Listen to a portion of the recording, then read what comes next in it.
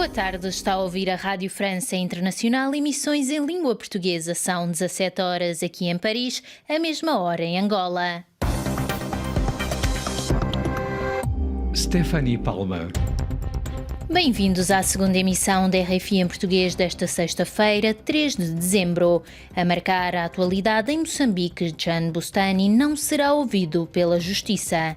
São Tomé e Príncipe adota novas medidas de contenção contra a nova variante do coronavírus. Ouviremos durante este jornal uma reação à morte de Lamine Diack, o antigo presidente da Federação Internacional de Atletismo. No estúdio connosco na realização está Dushko Sekulic, já a seguir as notícias. RFI, as vozes do mundo. Começamos este noticiário com a atualidade africana. Em Moçambique, o empresário libanês Jean Bustani não será ouvido no julgamento do caso das dívidas ocultas que decorre em Maputo.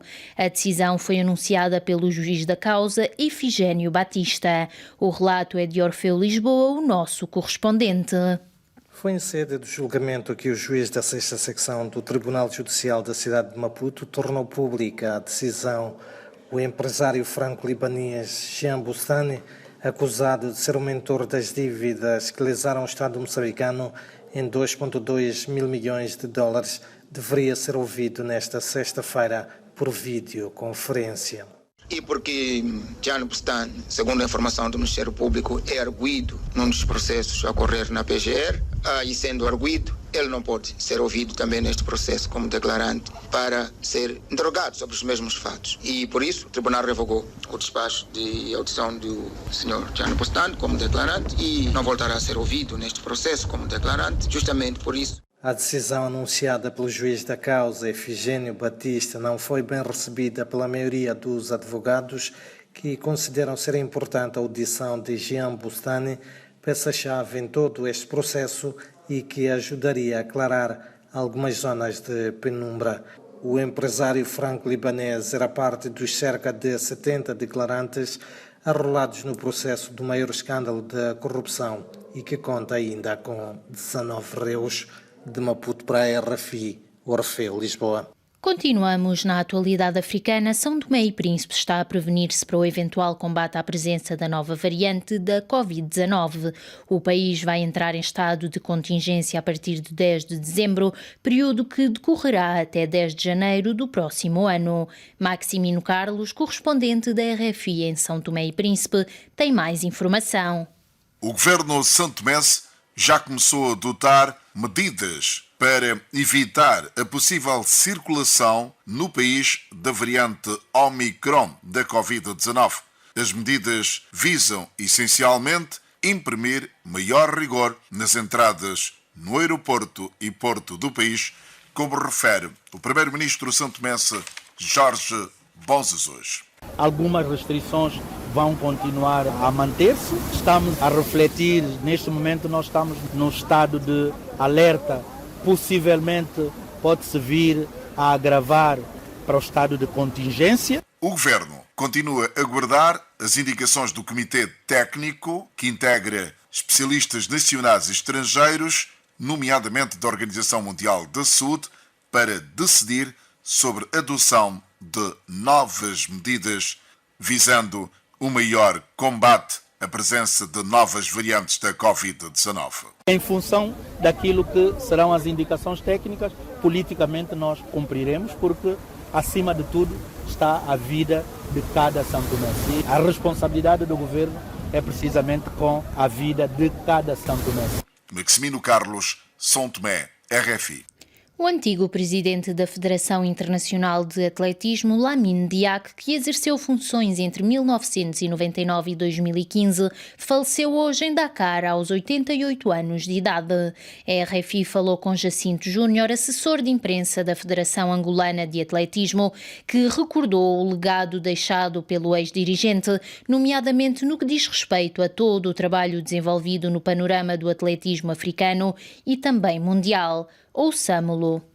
Lamine Diack deixa para todos nós, africanos e homens do atletismo mundial, um legado muito importante. Lamine Diack foi para nós, os africanos, o homem que soube unificar as divergências africanas, o homem que durante muitos anos dedicou ao atletismo africano. Lamine Diack, para nós, deixou um legado importante. Era o homem apaziguador, era o homem que sabia sempre, no momento certo e na altura certa, conduzir a Federação Internacional. Hoje perdemos um homem importante, quer para o atletismo africano principalmente, porque na altura nós tínhamos muitas divergências internas a nível dos centros regionais e só foi Lamine Diack aquele que soube apaziguar. Para os angolanos, Lamine Diack deixa um legado e nunca o esqueceremos pelo poder que teve e a atividade que sempre teve em entregar ao mundo a grande referência e a importância que o atletismo africano teve. Era Jacinto Júnior, assessor de imprensa da Federação Angolana de Atletismo. Prosseguimos com a Guiné-Bissau. O analista guineense Rui Jorge Semedo apresentou esta semana em Bissau o livro PAIGC, a face do monopartidarismo na Guiné-Bissau. Rui Jorge Semedo refere que o ensaio procura analisar o comportamento do PAIGC durante o período de partido único, destacando igualmente as dificuldades que o partido teve em implementar o programa de governo. Ouçamo-lo em entrevista a Neide Ribeiro. O livro procurou analisar o comportamento do PAIGC durante o período do Partido Único, a altura em que, teoricamente, o partido governava sem uma efetiva oposição. E uma das questões levantadas no livro é procurar saber por que durante esse período o partido teve enormes dificuldades de implementar o seu programa de governo. Procuramos levantar algumas questões ao longo da investigação, começando pelo processo de formação do partido. Procuramos saber quais são as influências também que o processo colonial teve no surgimento do PAIGC e quais são as situações depois de conquistar o poder em 1964 que o partido enfrentou e que contribuiu para algumas dificuldades observadas durante o percurso. Era Rui Jorge Semedo, analista guineense.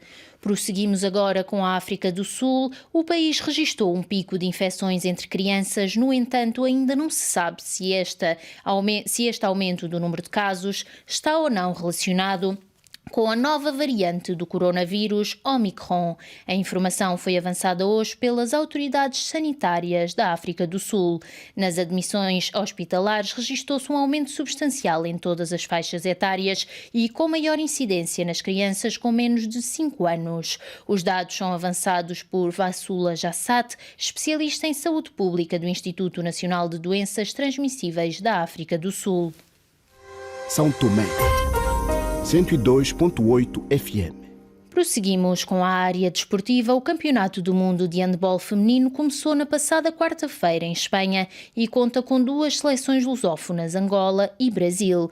Angola vai defrontar hoje a equipa francesa campeã olímpica de 2021 num jogo a contar para o Grupo A. Em entrevista exclusiva à RFI, Albertina Cassome, internacional angolana, afirmou que se sentia bem e que a equipa está preparada para defrontar as francesas. Ouçamo-la em entrevista a Marco Martins.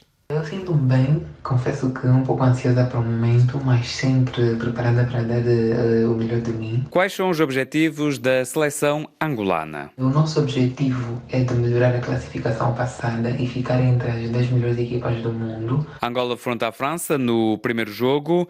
Que antevisão desse encontro podemos fazer? Temos a plena consciência que iremos defrontar a campeã olímpica, a França. É sem sombra de dúvidas uma super equipa e o jogo vai exigir muito de nós, seja física ou mentalmente. Mas estamos preparados para lutar até o último apito. Depois é Montenegro e Eslovénia. Que dificuldades podem trazer essas 2 outras seleções europeias? Montenegro e Eslovénia, ambas são equipas também muito boas, com jogadores com bastante experiência e que podem eventualmente trazer muitos problemas, mas o nosso objetivo é único, dar o litro em cada jogo e ganhar. Uma mensagem para os adeptos angolanos? Eu agradeço pelo apoio incondicional que o povo angolano, que os adeptos angolanos têm nos dado. Agradeço o carinho e peço que continuem a acreditar em nós e a enviar muita energia positiva e nós faremos de tudo para representar com honra o nosso lindo país. Era Albertina Cassoma, handbolista angolana. Poderá ouvir esta entrevista alargada no Magazine Desporto, logo a seguir ao noticiário. É o ponto final deste noticiário. Obrigada por ter estado connosco. Continuo em linha para a segunda parte da nossa emissão.